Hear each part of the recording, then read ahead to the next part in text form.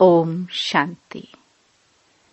24 जुलाई 2023 बाबा के महावाक्य। मीठे बच्चे, ज्ञान रत्नों की लेन देन कर तुम्हें ज्ञान में एक दो की पालना करनी है। आपस में बहुत बहुत प्यार से रहना है। प्रश्न: बीमारी अथवा कर्मभोग होते भी अपार खुशी किस आधार पर रह सकती है? उत्तर: विचार सागर मंथन करने की आदत डालो। कोई भी कर्मभोग अथवा बीमारी आती है तो अपने आप से बातें करो। अब हमने 84 जन्मों का पाठ पूरा किया। यह पुरानी जूती है। इस पुराने हिसाब किताब को चुकतो करना है। फिर हम 21 जन्मों के लिए सब बीमारियों से छूट जाएंगे। कोई बीमारी छूटती जाती है तो खुशी होती है ना। गीत माता वो माता। ओम शांति। यह है माताओं की महिमा। वंदे मातरम। हे माता, तुम शिव बाबा के भंडारे से सबकी पालना करती हो। तुमको शिव बाबा के भंडारे से ज्ञान रत्नों का खजाना मिलता है अथवा ज्ञान अमृत के कलश से तुम्हारी पालना होती है। वास्तव में महिमा शिव बाबा की है। वह करन करावन हार है। माता है जगदम्बा।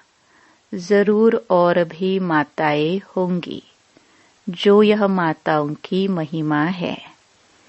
माता बहुत बहुत अच्छी पालना करती है। शिव बाबा के यज्ञ में जो रहने वाले हैं उन्हों की स्थूल में भी पालना होती है और अविनाशी ज्ञान रत्नों से तो सभी की पालना होती है। पालना करने वाली मेजॉरिटी माताएं हैं। बहुत हैं जो भाई भी बहनों की पालना करते हैं। ऐसे नहीं सिर्फ बहन भाई की पालना करती है। दोनों ज्ञान रत्नों की लेन देन से एक दो की पालना करते हैं। भाई बहन की, बहन भाई की। बच्चों को बहुत प्यार से रहना है। इस दुनिया में तो एक दो को विकार ही देते हैं। इसलिए जैसे एक दो के दुश्मन हुए, यहाँ अविनाशी ज्ञान रत्नों का खजाना देते हैं। वो तो जैसे पत्थर मारते हैं, क्योंकि है ही पत्थर बुद्धि। ऐसे नहीं कि पत्थर मारते हैं, यह तो समझानी है। तुम हो बहन भाई ब्रह्मा कुमार कुमारिया। तुम्हारा नाम भी बड़ा भारी है। ब्रह्मा कुमारी है तो कुमार भी जरूर है। प्रजापिता ब्रह्मा है तो जरूर ब्राह्मण ब्राह्मणियां भी होंगे। बोर्ड पढ़ने से घबराना नहीं चाहिए। प्रजापिता ब्रह्मा के बच्चे जरूर ब्रह्मा कुमार कुमारियां होंगे। यह बुद्धि से काम लिया जाता है। गीत में महिमा है माता की। जगदम्बा सरस्वती कहे तो भी जरूर बच्चे और बच्चियां होंगे। जरूर फैमिली होगी। यह भी समझने की बात है ना। समझते भी हैं, प्रजापिता लिखा हुआ है ना।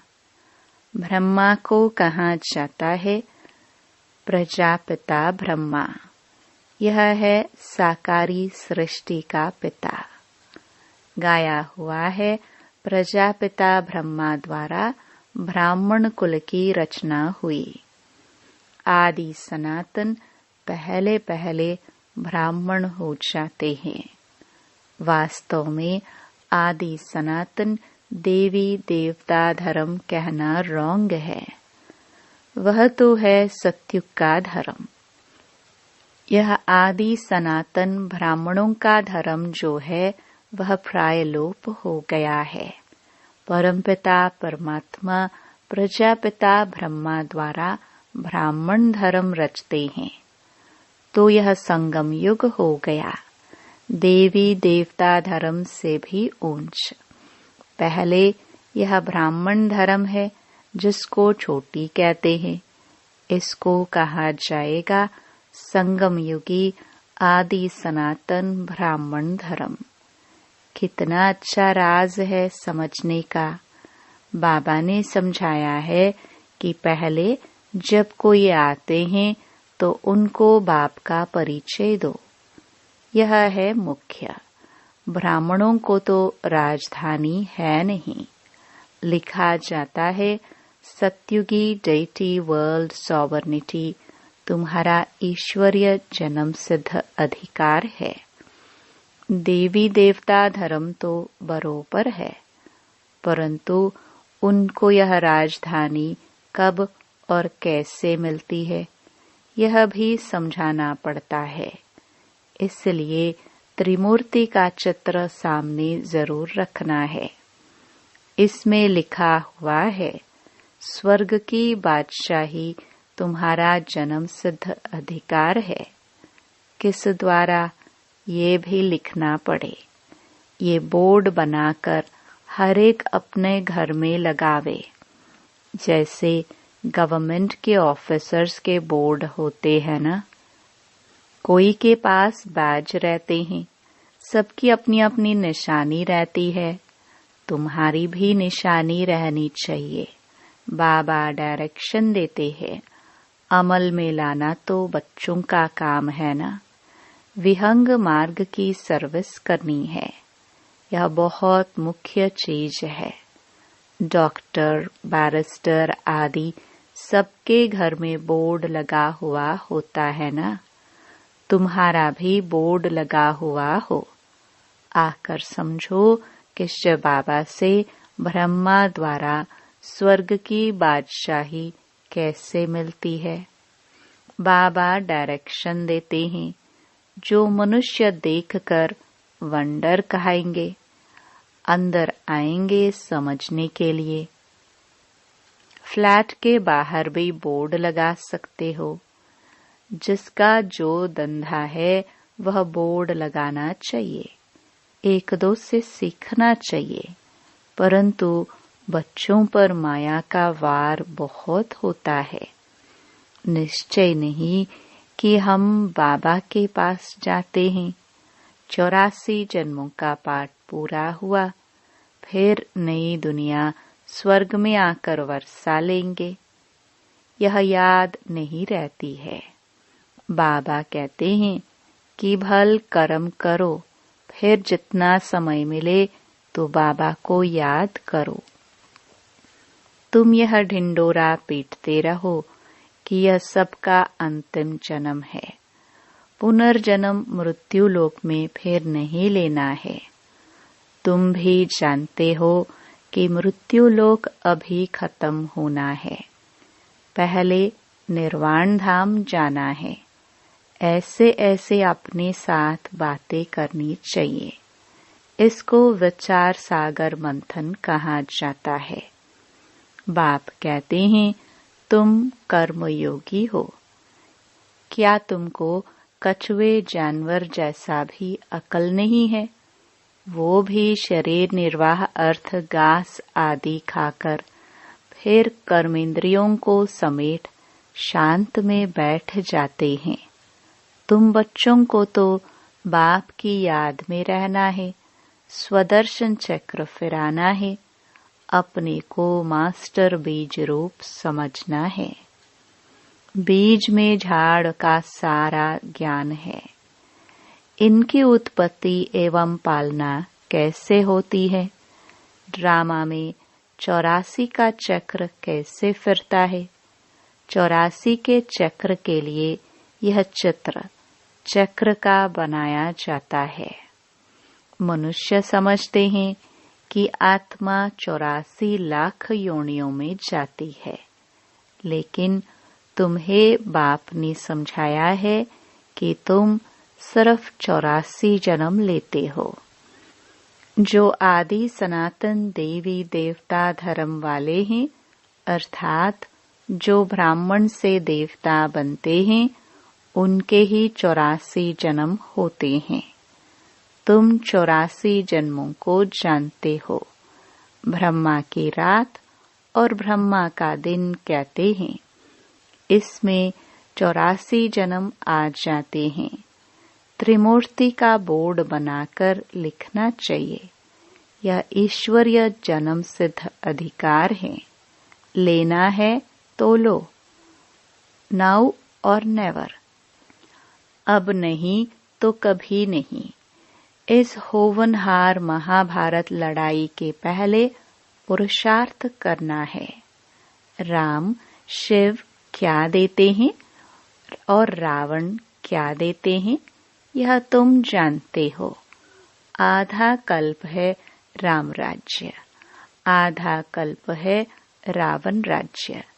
ऐसे नहीं, परमात्मा ही दुख देते हैं। दुख देने वाला तो रावण 5 विकार हैं जो ही विशेष बनाते हैं। बच्चों को भिन्न भिन्न प्रकार की समझानी रोज मिलती रहती है, तो खुशी में रहना चाहिए ना। तुम जानते हो शिव बाबा रोज पढ़ाते हैं। ऐसे नहीं कि साकार को याद करना है। शिव बाबा हमको ब्रह्मा बाबा द्वारा सहज राजयोग सिखलाते हैं। शिव बाबा आते ही प्रजापिता ब्रह्मा में हैं। प्रजापिता ब्रह्मा और किसको कह नहीं सकते। ब्राह्मण भी जरूर चाहिए। गाया जाता है, सेकंड में मुक्ति जीवन मुक्ति का वर्षा अथवा राज्य भाग्य लो।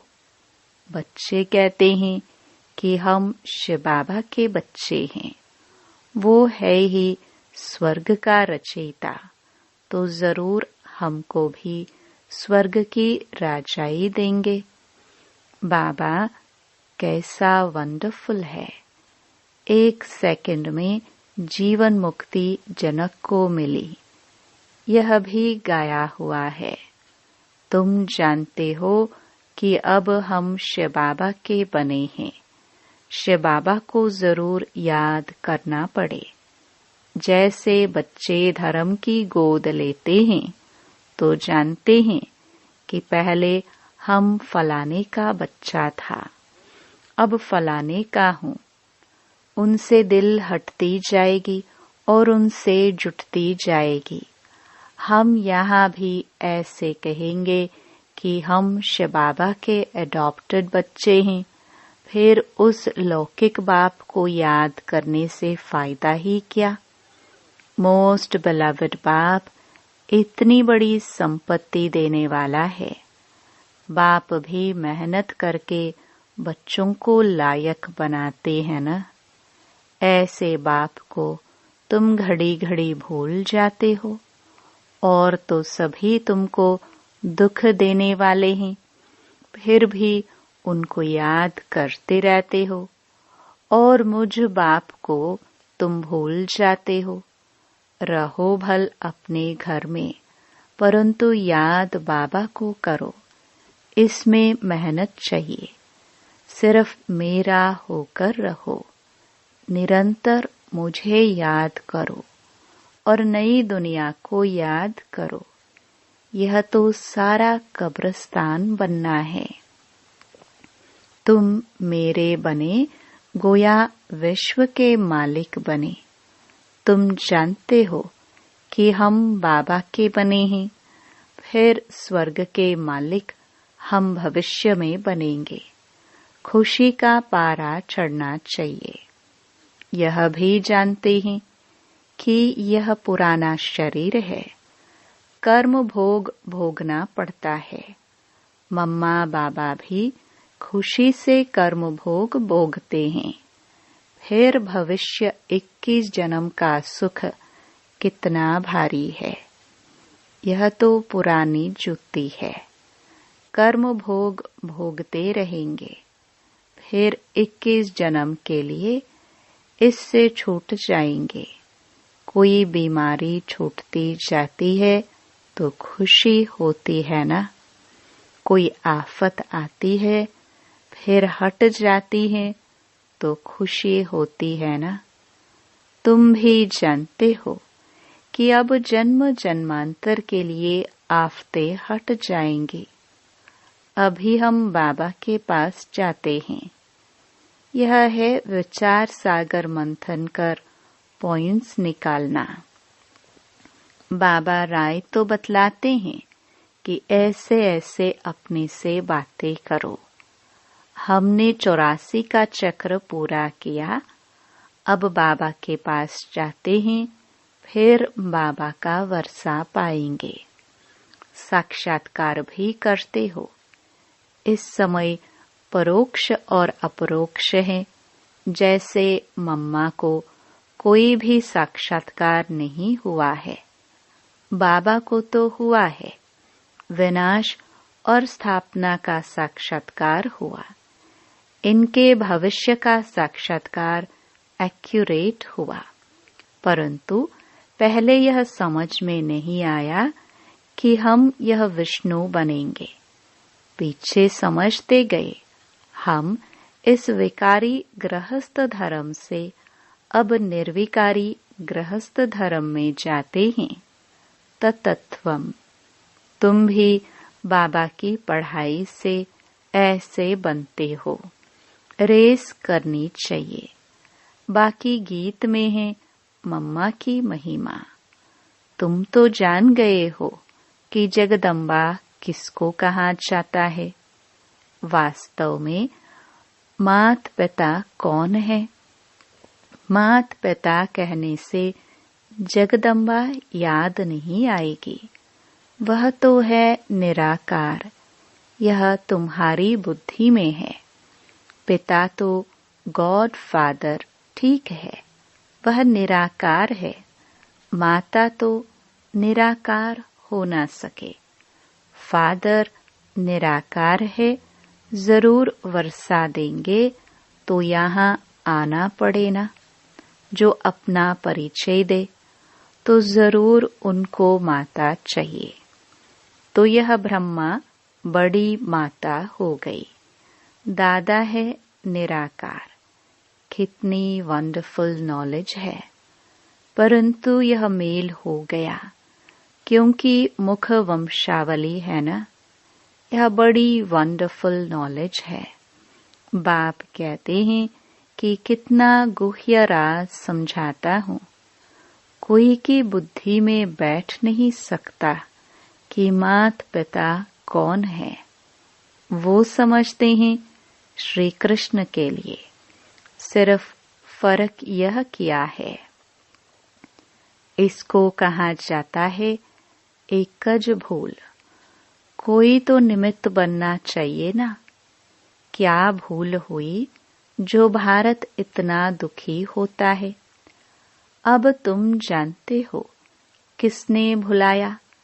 कारण क्या हुआ जो भूल गए। बरोबर माया रावण ने बेमुख कराया है।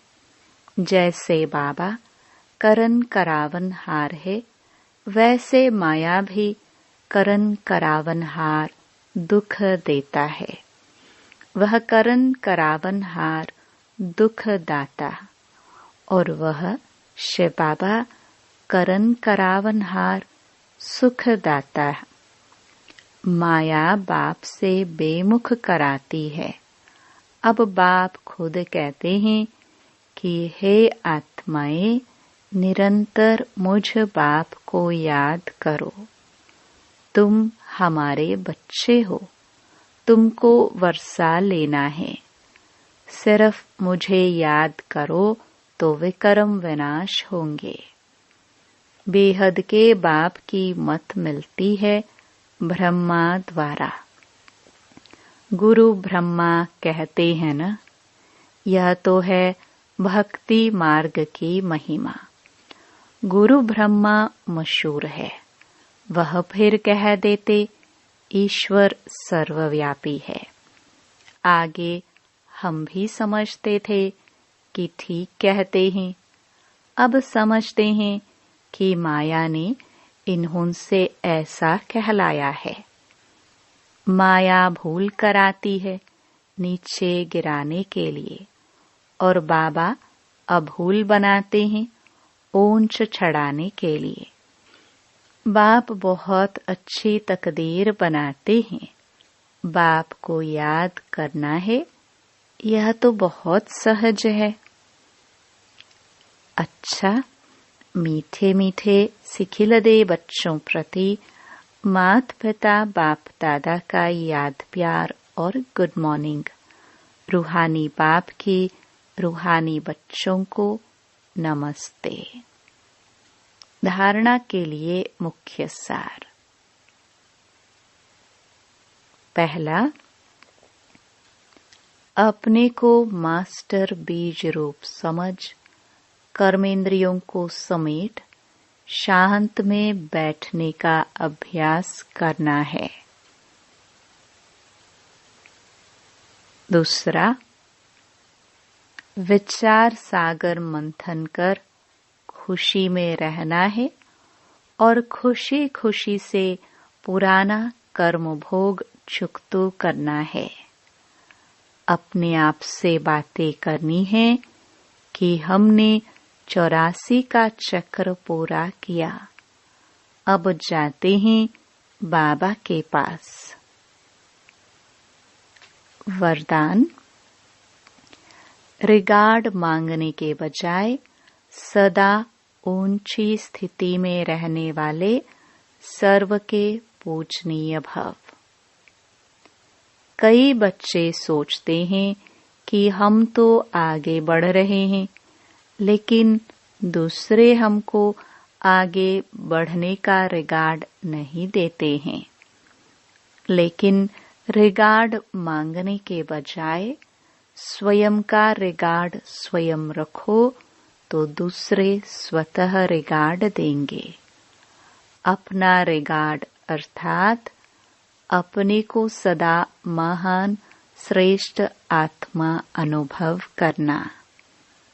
जैसे मूर्ति जब आसन पर है तब पूजनीय है, ऐसे आप भी सदा अपनी ऊंची स्थिति में स्थित रहो तो पूजनीय बन जाएंगे। सब आप ही रिगार्ड देंगे।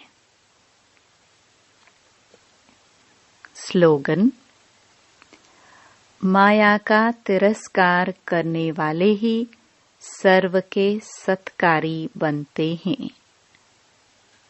ओम शांति।